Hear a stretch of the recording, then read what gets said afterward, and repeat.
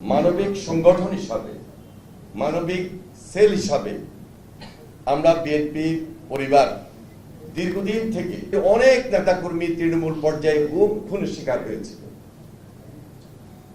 খুনের শিকার হয়েছিল তাদের পরিবারের পাশে দাঁড়ানো এবং যারা আন্দোলন সংগ্রাম করতে গিয়ে পঙ্গুত্ব বরণ করেছে, দৃষ্টিশক্তি হারিয়েছে, তাদের পাশে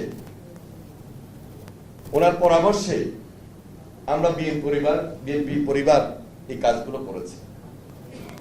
আমরা জেলা পর্যায়ে প্রায় দেখেছি, লক্ষ্য করেছি, যে কোনো উৎসবে, বিশেষ করে ঈদের সময়, বিশেষ করে রোজার ঈদে, ঈদুল ফিতরে, ওই পরিবারগুলোর পাশে দাঁড়ানো, এটা কন্টিনিউ প্রায় ঈদে আমি লক্ষ্য করেছি।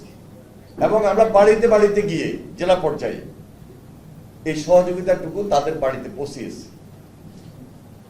দিন যত গিয়েছে আন্দোলন বেগবান হয়েছে, আর ফ্যাসিস্টদের যে অত্যাচার, নির্যাতন, খুন খারাপি আমাদের নেতাকর্মীদের উপর, আমাদের উপর বেড়েছে, শহীদের সংখ্যাও বেড়েছে।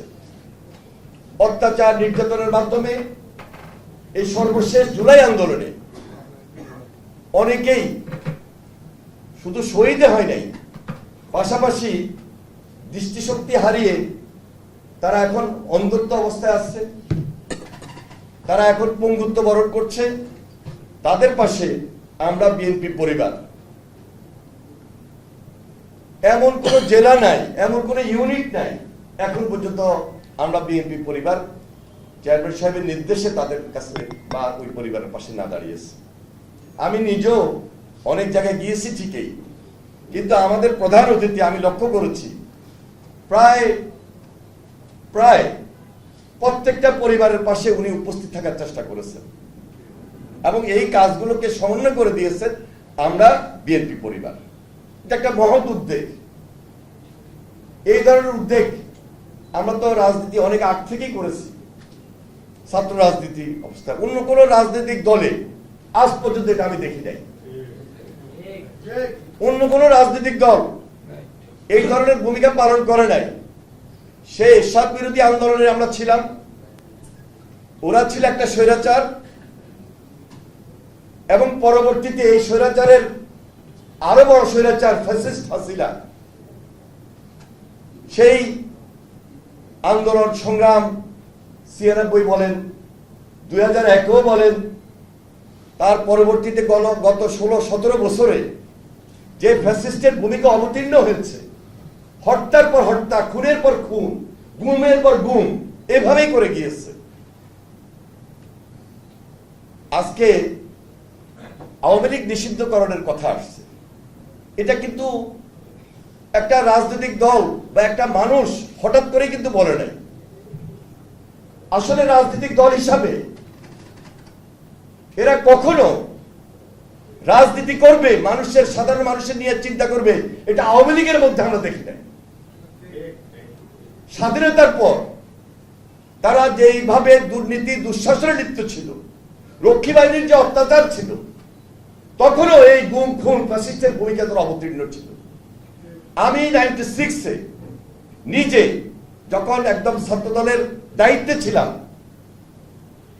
তার আগ থেকেও আমরা ছাত্রদল করে আসছি। এই যে ফজলুল হক মিলনের নেতৃত্বে, রিজভী আহমেদের নেতৃত্বে আমরা বরাবরই দেখেছি এই রাজনৈতিক দল বলতে রাজনৈতিক দল ছিল না। এরা রাজনীতির চর্চা করে নাই। এরা সবসময় রক্তচক্ষু দেখিয়ে মানুষকে জিম্মি করে দেশের ক্ষমতায় বারবার থাকার চেষ্টা করেছে, এবং গত 16-17 বছর সেভাবেই ছিল। আর ছিল বলে এরা সবাইকে জিম্মি করে, রাজনৈতিক দলগুলোকেও জিম্মি করেছে। 14তে ভোটারবিহীন অবস্থায় তারা ক্ষমতাকে দখল করেছে। 18তে রাতের অন্ধকারে ভোট করে ক্ষমতাকে জিম্মি করেছে, পাকাপোক্ত করেছে। 2024-এ কি করেছে, কি করে নাই? সুতরাং এদের রাজনীতি করার কোনো অধিকার নাই। আজকে আমরা বলছি যে বিচার প্রক্রিয়ার মধ্য দিয়ে, আইনি প্রক্রিয়ার মধ্য দিয়ে অবশ্যই আওয়ামী লীগ যদি দেশে বেশিরভাগ জন দেশে ফিরে না আসতে পারে, সেজন্য তাদের রাজনীতি নিষিদ্ধ করা উচিত। এরা হেলিকপ্টার থেকে শুধু গুলি করেই ছাত্র হত্যা করে শেষ ক্ষান্ত হয় নাই। এরা এই ক্ষমতাকে পাকাপোক্ত করার জন্য সেদিন ধারাবাহিকভাবে, আমরা তখন সবাই জেলে ছিলাম, আমরা তখনও আমরা জেলখানা থেকে আমরা দেখেছি, ডিবি অফিসে থেকে আমরা দেখেছি যে তাদের ফ্যাসিবাদী শাসন, কর্তৃত্ববাদী শাসন কত ভয়ঙ্কর ছিল। তারা ক্ষমতায় থাকার জন্য প্রশাসনের এমন কোন নির্দেশনা বাকি ছিল না যে ছাত্র হত্যার পরও ক্ষমতাকে পাকাপোক্ত করে রাখার জন্য তারা যেন ক্ষমতাকে পার্মানেন্ট করে, সেজন্য আরো বেশি অত্যাচারের জন্য নির্লক্ষ্য প্রণয়ন করেছিল। আল্লাহর হুকুম পারে নাই, ছাত্র জনতা আন্দোলনের মুখে তারা পালিয়ে গিয়েছে। হয়তোবা আমরা জাহিদকে হারিয়েছি, আমরা ওয়াসিমকে হারিয়েছি, আমরা এইভাবে শত শত প্রায় 2000 এই সর্বশেষ আন্দোলনে 2000-এর অধিক আমাদের এই ছাত্র জনতার আন্দোলনে সাধারণ ছাত্র, আমাদের দলের সাধারণ মানুষ 2000-এর অধিক শহীদ হয়েছে, খুনের শিকার হয়েছে। এয়ারপোর্টে মারা গিয়েছে জাহিদ, তার মা এখানে বসা, কিন্তু ইনি এখানে আসার পর যে কান্নায় ভেঙে পড়েছেন সেটা আমরা লক্ষ্য করেছি। খুব স্বাভাবিক, একটা পরিবার একটা অসহায়ত্ব বোধ করছে। জাহিদের পিতা আজকে নাই, এই 1 মাস আগে উনি ইন্তেকাল করেছেন। এই পরিবারটা একদম সর্বস্ব হারা। ওনার ছোট ছেলে জাহিদের ছোট ভাই, শহীদ জাহিদের ছোট ভাই, শহীদ জাহিদের ছোট ভাই জিসান আজকে ক্যান্সার আক্রান্ত। হয়তোবা আমরা পাশে দাঁড়িয়েছি, আমাদের ভারপ্রাপ্ত চেয়ারম্যান পাশে দাঁড়িয়েছে। জানি না আল্লাহ কতটুকু ওনাদেরকে মনোবল দিবে, সাহস দিবে, তবে আমরা চেষ্টা করছি। দেশনেত্রী বেগম খালেদা জিয়া সবসময় মানবিকতাকে প্রাধান্য দিয়েছেন।